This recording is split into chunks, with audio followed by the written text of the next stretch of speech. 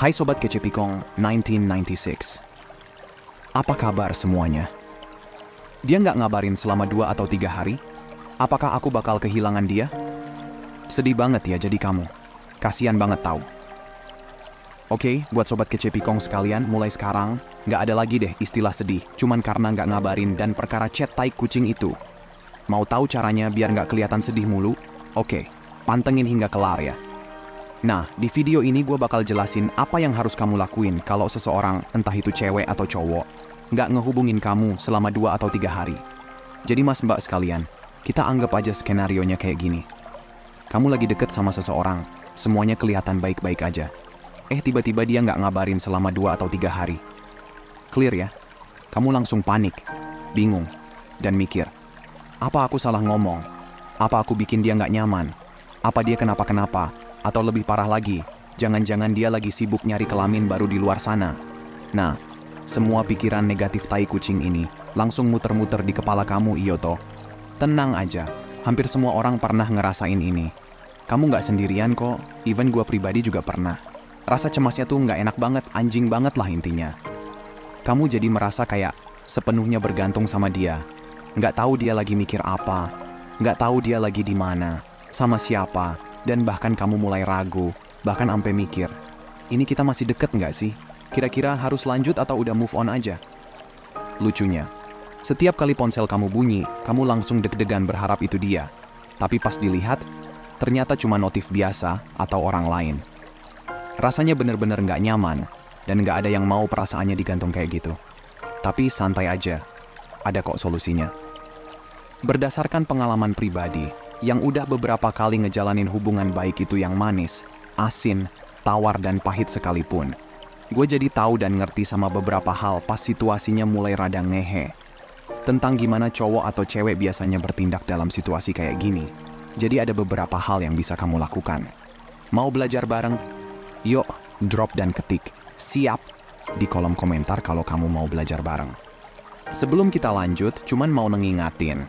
Kalau kamu suka video seperti ini, atau suka video-video yang udah pernah kamu tonton di channel ini, kalau kamu merasa nasihat soal hubungan ini bermanfaat, dan kalau kamu nggak keberatan buat ngeklik gabung dengan berlangganan, kita bakal seneng banget.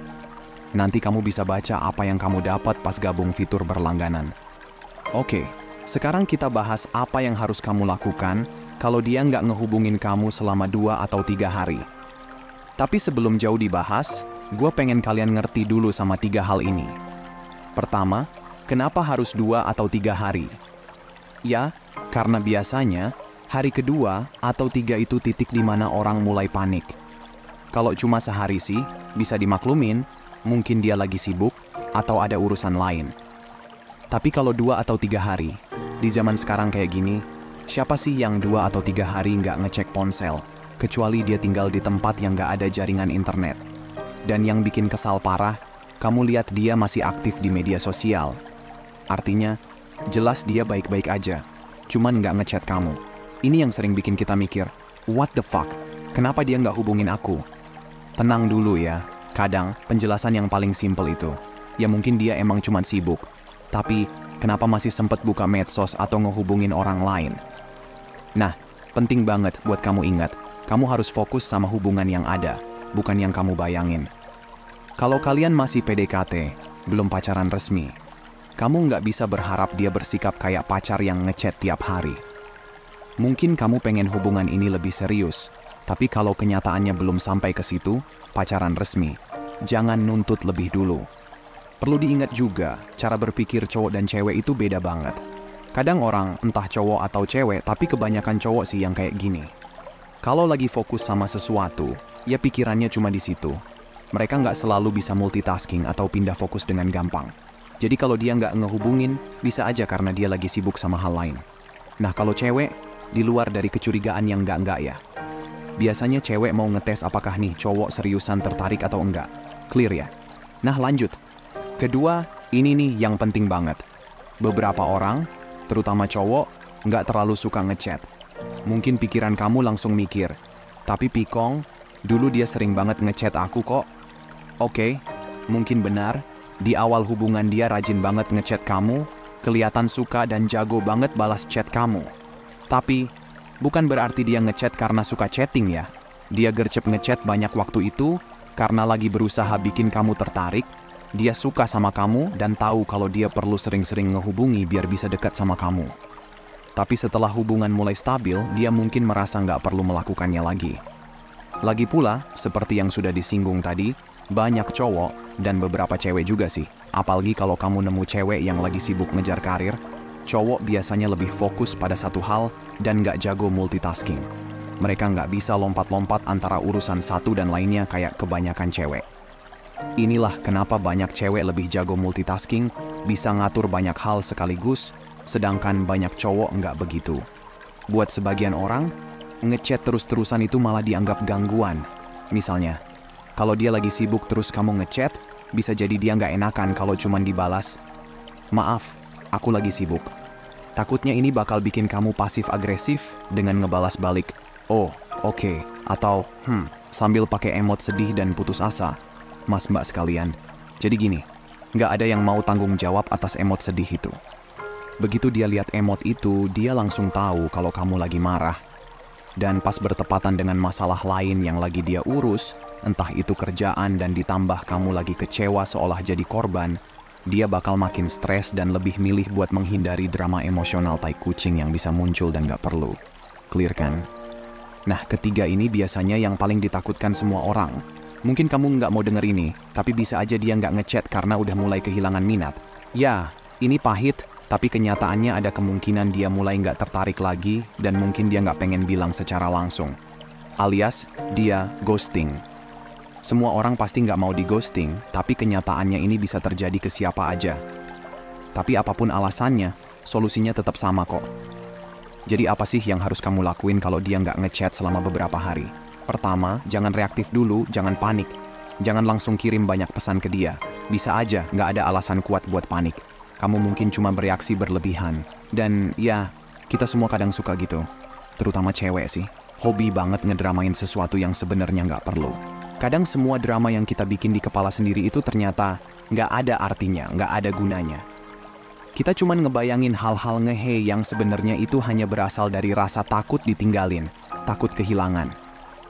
Makanya gue sering bilang di beberapa video, please lah, healing itu perlu sebelum kamu mulai hubungan baru sama seseorang. Sembuhkan dulu luka lama, kasihan nanti gebetan, atau pasangan harus ngehadapin kamu yang dikit-dikit tantrum.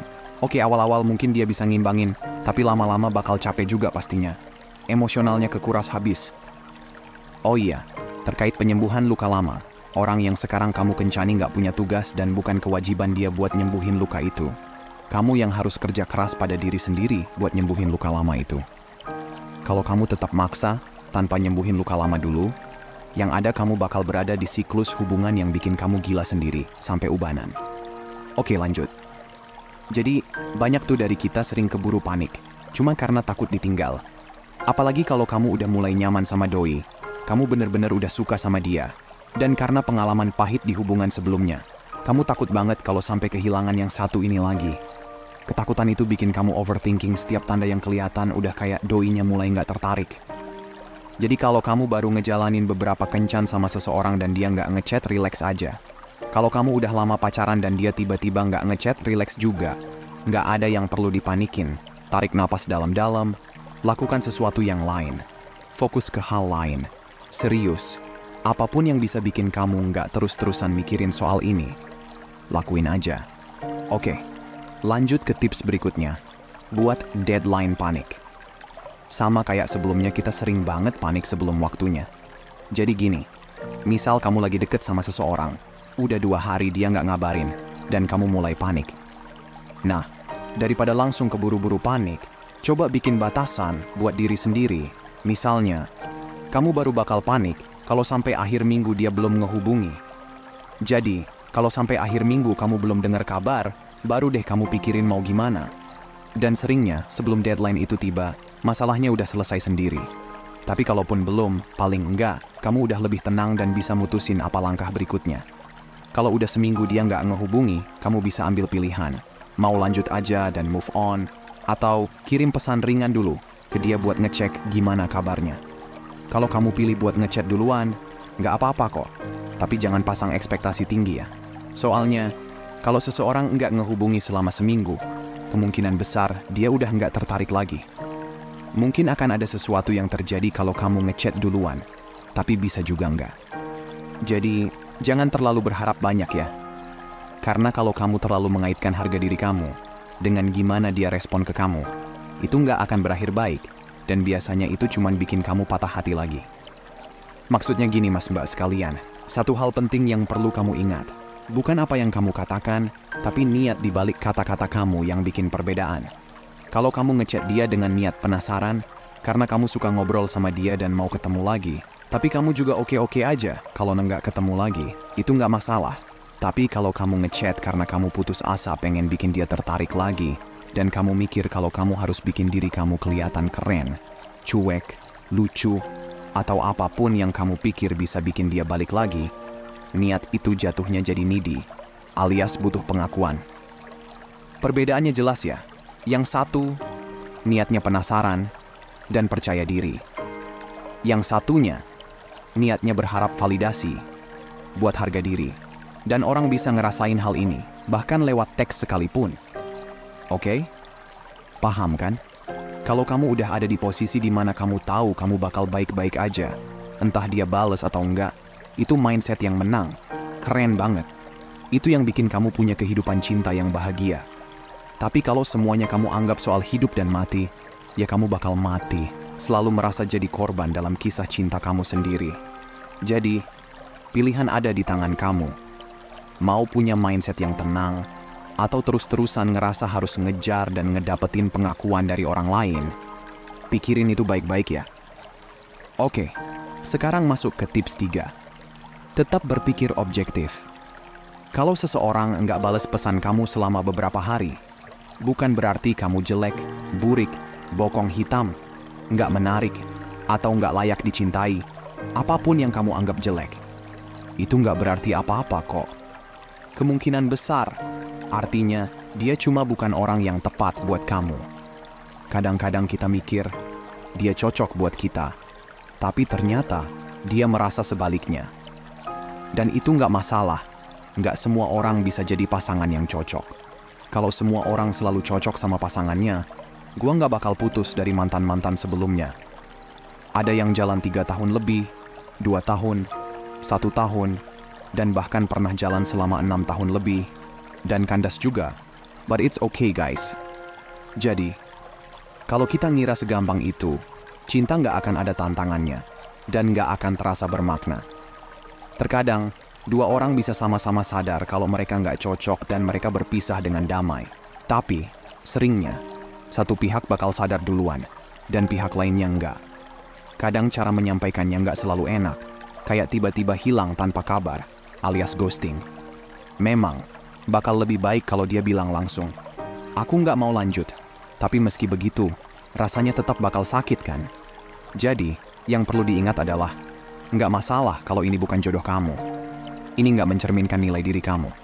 Hal-hal yang satu orang nggak suka dari kamu, bisa jadi justru hal yang bakal disukai orang lain. Santai aja mas mbak sekalian, ini cuma soal kecocokan dong kok. Kadang match, kadang enggak, dan itu wajar. Ini bukan soal hidup atau mati. Ini cuma proses kenalan sama orang dan mutusin apakah orang ini cocok buat ada di hidup kita lebih lama atau enggak. Kalau kamu mikir kamu nggak layak cuman karena ditolak, kamu bakal ngebangun mindset yang salah dan bakal terus-terusan cari validasi dari orang lain. Setiap kali kamu dapetin sedikit pujian atau perhatian, itu nggak bakal cukup. Karena kamu kayak wadah kosong yang nggak bisa menerima apapun dari luar. Jadi, tetap tegakkan kepala dan sadari bahwa semua itu nggak ada hubungannya dengan nilai diri kamu. Kalau dia nggak ngechat kamu, itu cuma berarti dia bukan orang yang tepat buat kamu. Nggak lebih, nggak kurang. Simple kan? Oh iya, kita juga harus bahas soal orang yang suka hilang timbul. Kayak hantu di film horor. Karena, jujur aja, tipe yang kayak gini layak diperhatiin. Kadang, ada yang nggak sekadar pergi terus, tapi pergi datang lagi, terus hilang lagi. Nah, situasi ini biasanya nggak bagus. Biasanya, orang yang kayak gini sebenarnya suka sama kamu, nyaman bareng kamu, tertarik juga, tapi Dia nggak cukup suka buat mau komitmen serius sama kamu. Jadi dia tetap balik karena nggak mau lepasin kamu sepenuhnya.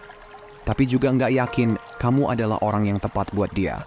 Ini saatnya kamu ambil langkah mundur, evaluasi, dan tanya ke diri sendiri, apakah situasi kayak gini yang aku mau? Dan tebakan gua, kamu pasti nggak mau. Ini yang biasanya terjadi. Bisa aja timingnya nggak tepat, atau dia emang lagi nggak mau pacaran sekarang. Tapi alasan itu nggak penting. Yang penting adalah faktanya. Aksi lebih berbicara daripada kata-kata. Kalau seseorang ngasih sinyal campur aduk, biasanya itu sinyal jelas kalau dia nggak mau ada di hubungan serius dengan kamu. Oke guys, itu aja buat hari ini. Semoga kamu suka video ini. Cek juga lebih banyak video lainnya. Seperti biasa, hargai diri kamu di atas perasaan kamu. Abaikan apa yang kamu rasain, dan ingat apa yang kamu layak dapetin. Kalau mau hubunganmu jauh lebih baik dan sehat, hargai dan perlakukan dengan baik diri sendiri dulu. Makasih udah nonton ya, dan sampai jumpa di video berikutnya teman-teman.